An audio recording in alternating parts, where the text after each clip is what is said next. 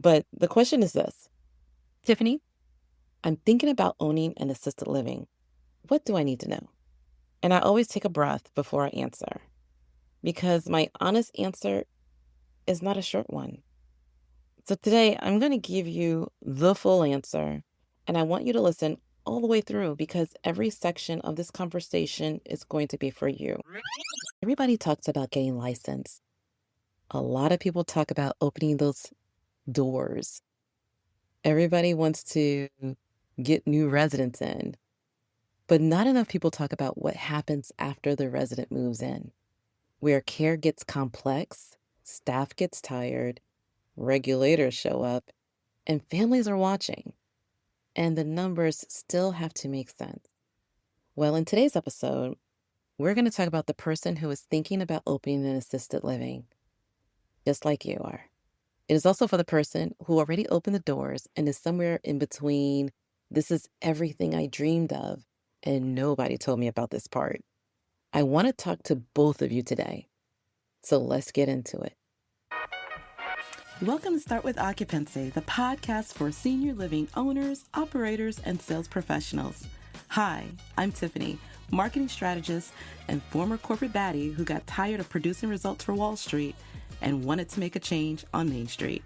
I provide quick tips, idea nuggets, and case studies to help you with proven sales, marketing, and business development strategies along with leadership concepts, so that you can inspire change, impact lives, and improve outcomes for the aging, their families, and your teams.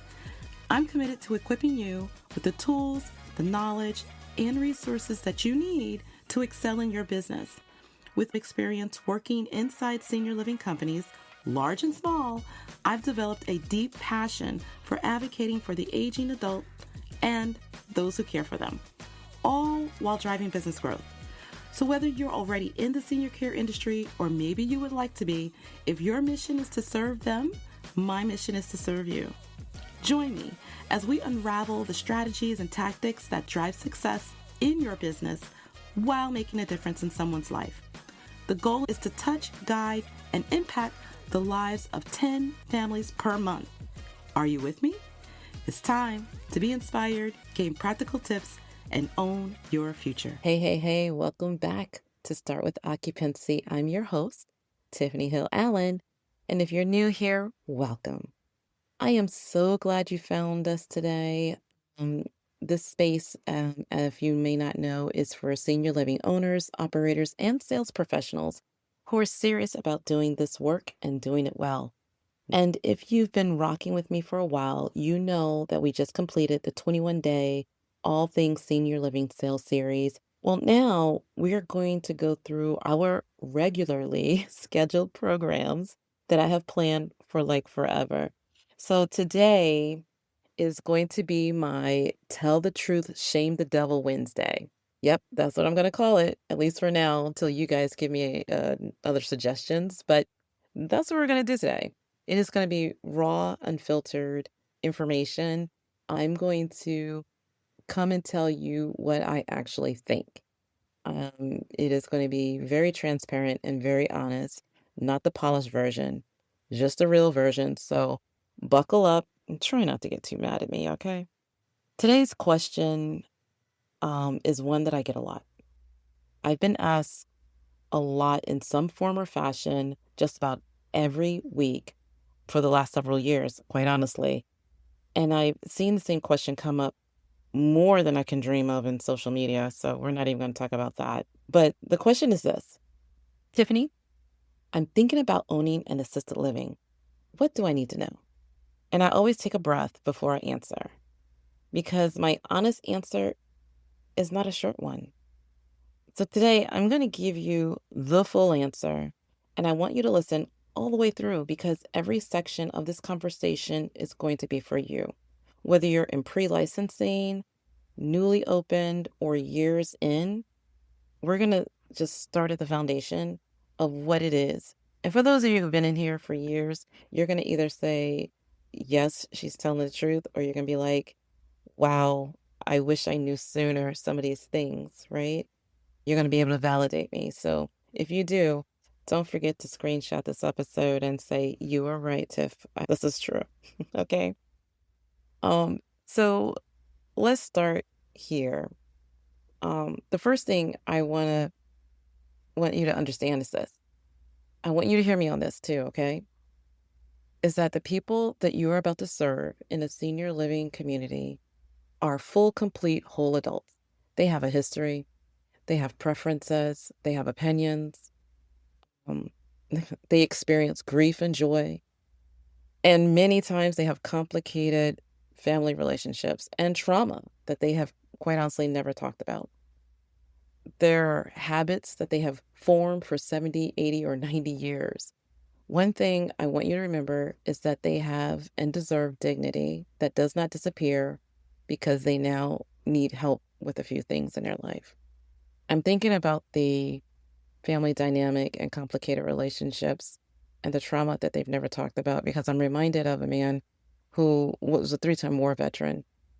And the little things, like what we served for dinner, was a trigger for him.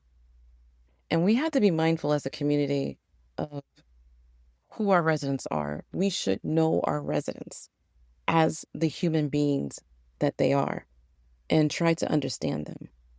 And what I would like for you to know going into this business and for you to understand is that there's a difference between supporting someone's independence and taking over someone's life. Because that line right there is where care becomes like custody, and you're not their custodian. You are their support system. And, being a custodian is not what assisted living is supposed to be. It's almost like this, like somewhere between the move-in date and Tuesday afternoon, somebody forgot to treat them like a person. And this is just a reminder that your language matters. How your staff speak to residents matters.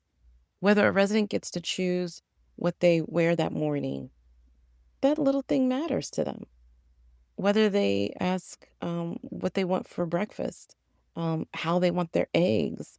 There was a community I remember, the community knew this particular resident wanted his eggs in the morning over easy compared to the other residents wanted scrambled. And we accommodated them. All of this matters because, again, you are their support system, not a custodian. And one thing I also want to emphasize that I see sometimes is how their food is placed in front of them also matters. In this business, you're not managing rooms. You are stewarding someone's final chapter, and we should honor that. I want you to sit with that for just a minute, right? Every person who walks through your doors or who is carried through or rolled through or comes in scared and quiet and trying to figure out what this new chapter of their life is going to look like, they deserve a team that understands the weight of that moment and the standard. Everything else we talk about today is going to build on this premise and this foundation. Okay, so let me be direct with you as well, because I love you too much to be nice about this. I mean, you guys are my people. If you're listening to me, I'm assuming you're my people, okay? Maybe it might be a wrong assumption, but I'm going to assume that. But I want to tell you this. I'm going to tell it to you plainly, is that passion is not enough. Passion is not enough in this business. I know that is hard to hear. I know you got into this because you love older and aging adults. I know you had either a grandmother like I did, or you worked as a caregiver, or you saw a need in your community and felt that you were called to fill it. And that calling is real, and I honor it. But passion has clinical limits. So what does that mean? It means that at some point, and I promise you it will happen, a resident is going to have a need that your heart cannot fix. They're going to have a wound that is not healing the way it should. A fall or a fall risk that is higher than your staffing can safely support, right? It could be a medication regimen that has gotten way too complex, or a change in condition that is happening faster than anyone expected. And quite frankly, this also happens sometimes where someone has behaviors that's escalating and is a danger to either your staff or worse yet, your other residents. And let's not discuss hospice and the hospice referral that you have to make because of where a family is at. They don't want it to happen, and the family's not ready. And you're having to make those difficult discussions with them. Every owner, I don't care if you are a former caregiver with 20 years of experience, every owner needs a clinical resource in their corner. If you're coming from real estate, if you're coming from investment or construction, you should have someone that you can call on that is either an RN, an LPN, an RN consultant, some medical advisor that is even an experienced administrator, even who has navigated acuity before. You need somebody who can look at the situation with you and say, here's what's happening and here's what needs to happen next. That type of advice is going to be invaluable for you. Because here's what I say, and I say this with full respect. I see owners who are so committed to keeping a resident in their community that they stretch past what their license, their staffing, or their care model can safely support them. This even happens with corporate structures as well, just FYI. Um, More times than I'd like to admit. But a family wants them there. You as an owner wants them there. Nobody wants to have the conversation. But the resident's appropriateness for your setting is not determined by what you want to be able to do, right? It's determined by what you can do safely, legally, and consistently, right? So let me put it this way. What owners often say or feel is, I care about my seniors, I care about my residents. What they need to understand is that care has clinical boundaries, and the resident still has to be appropriate for your license, for your staffing, and for your care model. Knowing when a resident is no longer appropriate for your setting is not failure on your part. Knowing that and having the courage to act on it, that is what leadership is as an administrator and owner of your own care community. Okay. I need to talk to you about something that does not get talked about enough in these spaces where people are learning about this industry. And hold on, guys. I mean, this is going to be a heavy one, and it's death. If you serve older adults, and particularly if you serve older adults in a residential assisted living setting, you are going to witness the end of life at some point in time. It is not a possibility. It is a certainty. And I want to talk to you about this honestly, because I think there are people stepping into this work who have never been present for that or even thought about it as a reality. There are people who are stepping into this who have never sat in a room where someone is actively dying, who do not know what dying looks like or sounds like or feels like. Of course, we don't know what it feels like, but to watch what it feels like for that person, heck, I wasn't prepared for it as well. And I had to do it more times than not. It is something that is not talked about, but the process of going through it with someone is absolutely life changing. Um, I think about several people in this where one person was actively dying in the hospice community. We have a community that is a hospice, like hospice owns it. And we would go visit our residents. And so she was actively dying and she had fear in her eyes. And I knew where her life was, and it was pretty hard and pretty brash. I don't know what she was seeing, but the fear was palpable. So much so that I remember talking to her, holding her. She held my hand so tight. And I remember her looking at me, and because her teeth was clenching and they weren't hers, they were sticking out and protruding. And I remember saying, Miss P, you're going to be okay. It's okay. And I said, do you want me to get your teeth for you? And I went and because it was pretty much taken out, got her teeth out her mouth and helped her to feel assured. And I asked her if I can pray, and all she could do was shake her head. And she was sitting up, like when I say holding tight, she was like holding for dear life. Oh my God. And I prayed with her right there, right there. And I remember another lady who was actively in her transition. And, sometimes they get a burst of energy. Like a lot of people don't realize that. They get a burst of energy and they're like, well, maybe they're not doing it. It's almost like a point of confusion because you're like, wait, what's happening here? And she got her burst of energy. And I went in to visit her. And I used to call her Miss Help Me because every time she was like, help me, help me. She had this thing. And so I would go in there and she just wanted me to dance with her. So she sat up in the bed and she always wanted me to dance with her and just move my body side to side. And so she had a burst of energy and I grabbed her hands and she was like, dance with me. And I danced with her. Really, I wasn't dancing because she was in the bed. But these are the special moments, right? There are special moments that's in this. And I probably went too long on it, but it is something that you guys are going to experience at some point if you have residents in your home. And helping your staff to go through that. I can tell you, I've sat at bedside of residents who were in their final hours and as a sales director. And it is just, like I said, one of the most sacred and most demanding things this industry will ever ask of you. It is very emotional. And actively dying looks different every time, depending on the person. Sometimes it's peaceful, like, the dancing person, and quiet, and there's a stillness, almost a holiness. And sometimes it's really hard to watch. Their breathing changes, skin changes. A person who was with you last week and laughing to be in a different space the next week, and you're present for that transition can be hard. For your staff, for them to be prepared, what they may see.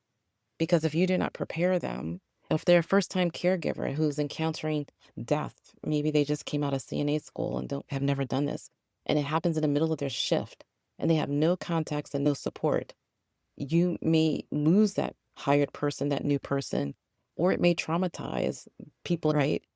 When a resident's in their final hours, the family is often in your building during that time and they're watching, they're grieving, they're terrified, they're heartbroken. Those family dynamics tend to come out. And your team who was there, the family is looking for support from them. Your staff needs to know what to say and what not to say during that time. They need to know how to call you and when. They need to know what the hospice team's role is and how to navigate that handoff with dignity. Consider whether your community has a relationship with a hospice provider, whether your staff has had training around end of life care, whether you have thought through what your process will be in your community for the resident, for your family, or the resident's family, and for the staff who were close to that person. What processes are you putting in place for that? Or have you? For us in one community, we actually moved the person, if they were in a shared room, to a private room. So they wouldn't be doing it with somebody else there and another family having to watch it too. There's just different things that you might want to think about when you're opening this community. If you serve older adults long enough, grief will enter the building. That's just a guarantee. Leadership means you don't have to wait until that moment to figure out what to do, right? You can do that now. It's not a small thing. That part of what you're signing up for, I would rather you hear it from me now than be blindsided by it later. Now, on a lighter note, let's talk about staffing. Or is that a heavy subject for you as well? Because this is where I have seen more communities struggle and more communities succeed than probably almost anything else. And I'm not going to talk to you about staffing like it's a scheduling problem. I'm going to talk to you like it's a cultural problem because it is.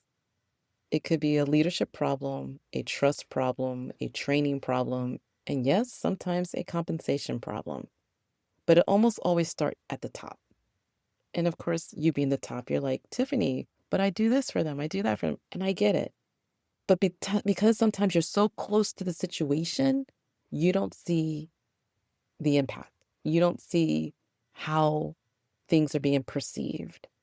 And sometimes shying away from being a strong leader is actually a disservice to your staff. And I've seen that many more times than not. It's not so much that you're too strong, but your passion and your heart for doing the right thing and serving people well, and maybe even your fear of turnover puts you at a disadvantage where then your staff isn't performing like they should because they don't have the leadership boundaries that needs to be in place to help them to perform as well as they could. I want to share something I saw happen more than once in this industry, and it's the turnover due to lack of leadership and the inability also of hiring, and I'm putting in air quotes, the right staff. Interviewing is a mixture of art, science, strategy, and luck. I mean, I'm just being very honest there. And I have seen amazing administrators who also, when they leave, several staff members follow them. Not because the community was bad, but or even that the new leader was unqualified, but it was because those staff members had built something with that particular person and they had loyalty to the individual, not just the building itself.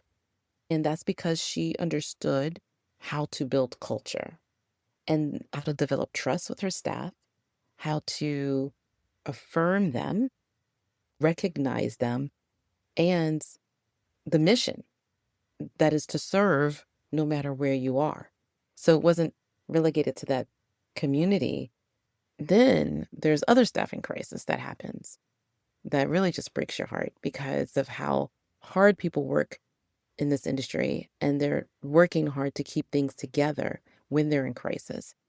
I remember I had a community as a regional in sales, and I walked in to talk with my sales director, and he was so tired because he had just finished working the floor overnight as a caregiver because there was no one else there.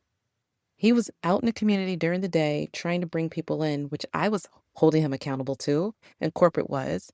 But then he was also on the floor in the evening helping with care because their turnover was so bad and their ability to hire new staff was so poorly executed, um, that that's what everybody had to do, no matter what position you was in, because there was no one there. He was exhausted. He was burning out. I was really concerned for him because he was a really good sales manager. And occupancy was suffering. It was suffering because families could see it too. And the person whose job it was, my sales manager, build relationship, get new move-ins, was too depleted to do either one well. And that's not a staffing problem, it's a systems problem. And here's what I want every owner to hear me say this today. A leader in this industry needs to always be hiring. Not when you lose someone, not when you are down a caregiver on a Saturday night, always. You need a bucket of PRN workers, temporary on-call workers, part-time staff who knows your community, knows your residents, and can step in when life happens. Because life is going to happen. A caregiver is going to call out. A family emergency is going to pull someone away. You need people in that bench who are already trained, already trusted, and already connected to your culture. And you need a backup agency just in case that fails. Not because agency is the goal, it never is. It's too expensive. And inconsistency in caregivers is very hard on the residents. But when you are in a pinch, you need to know who to call. Loyal staff do not happen by accident. They happen when people feel respected, equipped, and led by someone who actually shows up for them. And let me give you two ways of thinking about this. I'm going to give you a weak leadership version and a strong leadership version. So, weak leadership version will say they should just do their jobs. I pay them, right? A strong leadership version says, have I trained them? Have I supported them? And have I held them accountable to the expectations that I expect. A weak leader says, nobody wants to work anymore. Everybody just wants a free ride. A strong leader will say, I have built a place where people want to stay. A weak leader will say, I'll just hire another caregiver. That's okay. I'll go out and get another one. A strong leader will say, turnover costs care quality, it diminishes family trust, and it costs money for me and my community. The turnover cost in senior living is absolutely real.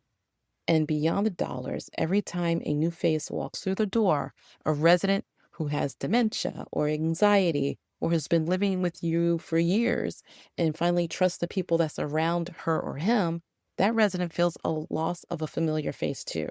So stability in care and in quality care is an issue. It's not just an operational one. Regulatory pressure is not a side issue. It is a part of the model. And I'll keep this one tighter because I could do a whole separate episode and probably will because I need to say it today. The assisted living business is not a set it and forget it type of business. It is not passive income. I don't care what social media tells you. Survey readiness, documentation, incident reporting, training records, medication processes, emergency planning, resident files, employee files. These are not nice to haves. These are the architecture of a safe, legally compliant community. And what I see, especially from new owners, is that regulations become reactive, something that happens and you're scrambling to figure it out and what the rule was and things like that. That is the wrong order. Regulations also vary state by state, significantly state by state. What is required in Florida is not what is required in Texas, and what is required in Texas is not what is required in Georgia. Please, please, please, for the love of God, stop relying on generic advice from Facebook groups where someone in a completely different state is telling you what they had to do for their license or their policies and their procedures. You have to find out your state regulations, know them, build your systems around them, and when they change, because they will change, be the owner who is already ahead of it. There are amazing ALF consultants, operational consultants with years of experience within the industry, not just other ALF owners who built their business based on a couple of properties 2 states over. Do they have experience? Yes, of course they do. And I honor that. Are they experts who can help you navigate the many scenarios that someone who's had several years of experience in a variety of situations, who know the regs like the back of their hand? Probably not. That is the interview questions you need to ask before paying anyone to be your consultant. I will stand on this hill forever because lives are at stake. Your money is at stake. And not to be funny, but your very freedom could very well be at stake. And I say that because I think it's so important. And what I'm noticing state by state as people are getting older and there's more issues coming up with assisted living ownership and things going to court and scenarios that are happening, regulatory pressure is not a side issue. It is becoming more. They're doing more. And so it is definitely a part of your business model, and you need to bake that in to what you're doing. One tip I will give you is start going to networking healthcare events where you're meeting not just the sales managers of the bigger communities, but be friends with some of the executive directors.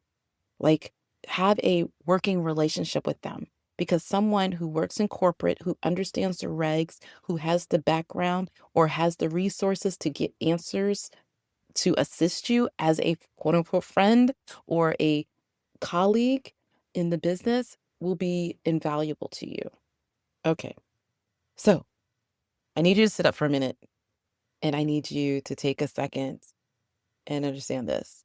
I'm going to say this with, I don't know, I should say heaviness of heart, but you can be full and still be broke. A lot of people don't really understand that. I need to talk to you about the money. I talk to owners who are proud of their occupancy, and they should be. It is hard to get there. But when I ask about their numbers, really ask, I find out that their occupancy is not translating to what they thought it would. And there is a reason for that. Revenue is not profit. Let me say that again. Revenue is not profit. Now, side note, this reality happens every single day in the corporate world as well. I can tell you stories of communities that were going into the red monthly in amounts that would make you sick to your stomach if it was your money. You would be like, how are we ever going to get out of this hole? Ever. Occupancy does not automatically equal financial health, despite what social media tells you. This is one of the hardest lessons in this industry because you work so hard to fill those rooms. You marketed, you followed up, you negotiated, you moved people in. You're so excited. And then you look at your bank account at the end of the month and you think, oh my God, where did it all go? Because there is strategy behind that as well. One might be staffing. One could be an agency bill that you did not plan for because of staffing. It could be a repair that had to happen in your community. A resident who needed care went up significantly after move-in, and you're not collecting enough money to cover what they actually need because you didn't plan for that, because your pricing is off, or your homeowner or liability insurance has increased. One thing you didn't budget for can cost you a chunk of your profit. Any one of these things can erase what you thought was a profitable month. Owners need a real budget, not just vibes in a spreadsheet that have not been opened since licensing. You need to know your numbers monthly, not quarterly, not when your accountant calls, but monthly. And if you do not know how to read your financial statements, if the P&L makes your eyes glaze over, that is not a character flaw of yours. It's just a skill gap that you need to close. That's it. Because the business cannot afford for you to be fuzzy on this. I have an upcoming workshop to discuss money coming up in July. So subscribe to the podcast now to keep up with all the programs that I have, because I'll do pop-up programs and different things like that to help you guys. But I want you to be successful in your business. Remember this, you can be full and still broke if your numbers are not telling the truth. I'm just saying. So here's a quick word for the people who's inside a corporate building, a corporately owned or corporately managed building. Now, if you're not an owner, don't tune me out yet, because everything I have said today applies to you too, just packaged a little differently. If you're a sales professional in a large assisted living or senior living community, you cannot promise what operations cannot deliver. The promises made during the family or resident visit and the care experience that follows have to match. This is whether you're an owner or whether you're a sales professional. Families experience your community as one promise, not as a separate department. If you're an executive director, you're carrying the pressure from families, from staff, from ownership, regulators, corporate, all at once, every single day. That is also real. And everything I said about staffing, regulatory readiness, about culture, that is your life.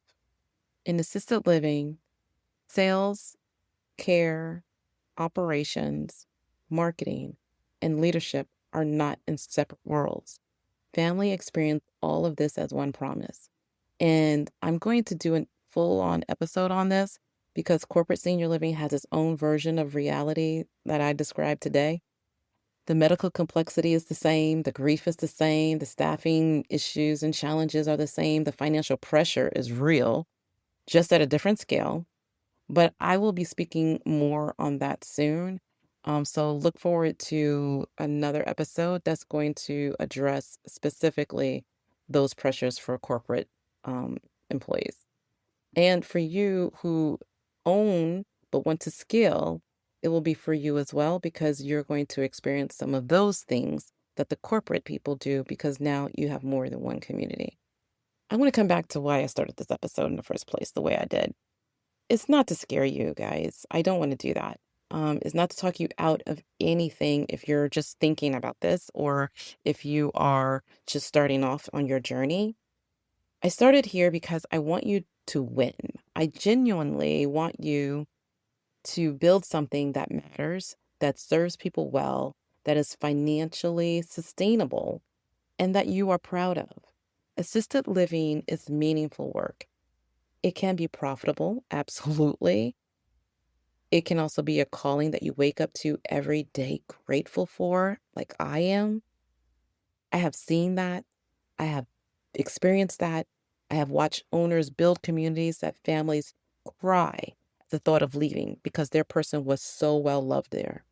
That is possible, and that is real. But it requires maturity. It requires preparation, humility, systems, leadership, and honesty. And don't forget the numbers. You have to remember the numbers. It also requires you to truly understand that this is not just a daycare for adults.